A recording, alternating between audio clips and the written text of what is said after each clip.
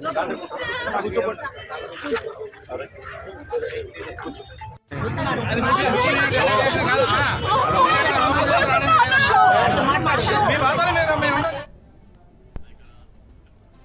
Gasgurali, A4 Abdul Bari, A5 MA Karim, A6 Tirunagar Shravan Kumar, A7 Samudrala Shiva, A8 నిజాంగా ఉన్నారు. 2019 June 12న పోలీసులు charge sheet దాఖలు చేశారు.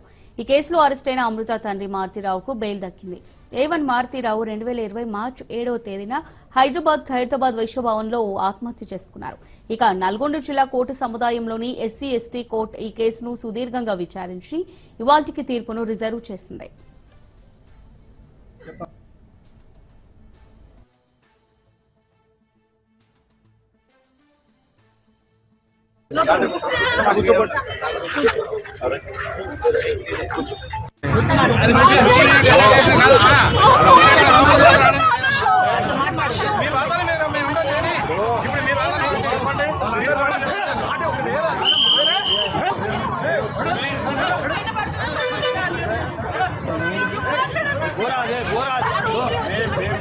ఇదే కోర్టులో నేనే పెట్రోల్ పోసుకొని చచ్చిపోతా తప్పు చేశారా చూసినాం మేము.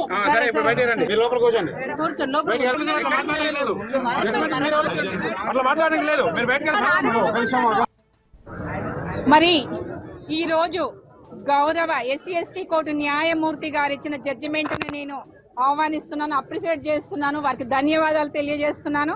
ఒక మంచి గుడ్ జడ్జిమెంట్ ఇవ్వడం అనేది జరిగింది. మరి ఎవరైతే ఎస్సీ ఎస్టీ కులం వాళ్ళని ఎక్కడ పడితే నిర్దాక్షిణ్యంగా చంపేసిన ఏమి చట్టాలు ఏం చేయలేరు, పోలీసులు ఏం చేయలేరు, న్యాయస్థానాలు ఏం చేయలేరు. డబ్బులతోటి ఎవరినైనా సుపారీ గ్యాంగ్ పెట్టి మనం ఏ రకమైన గేమ్ ఆడొచ్చు అన్న వాళ్లకు ఈ రోజు ఈ జడ్జిమెంట్ ద్వారా వాళ్లకు ఒక గొప్ప కనువిప్పు కలగాలి. ఎవడైనా ఇట్లాంటి ప్లాన్ చేసేవాడికి భయం వణుకు పుట్టాలి వాళ్ళకు. నిజంగానే ఈ రోజు ప్రణయహత్య జరిగి ఒక కుటుంబము అల్లాడుతున్న సమయంలో నల్గొండలో ఒక పెద్ద ర్యాలీ చేశారు.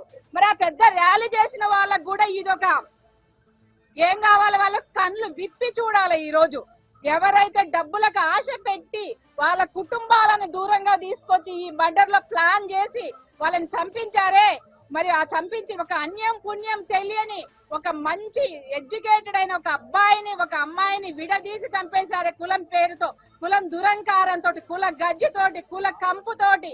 మరి వాళ్ళందరికీ ఈ జడ్జిమెంట్ ఒక చెంప పెట్టు కావాలి. మరి ఈ జడ్జిమెంట్ ద్వారా కూడా సమాజంలో చైతన్యం రావాలి. ఎవడైతే ఇది నా కులము గొప్ప కులం అని వాడు భావిస్తున్నాడో వాడు భయపడాలి. ఈ రోజు ఇచ్చిన ఈ తీర్పుని ఇది మంచి తీర్పుగా నేను భావిస్తున్నాను. మరి మీడియా వాళ్ళు కూడా ఏదో జడ్జిమెంట్ వచ్చింది, సంఘటనలు జరిగింది అన్నప్పుడే కాదు, మరి ఈ తీర్పు అందరి కూడా ఈ యూత్ కి మొత్తం వెళ్ళాలి. యూత్ భయం ఎక్కడైతే ఇట్లాంటి సంఘటనలు చెయ్యాలన్న వాళ్ళకు వణుకు పుట్టాలి.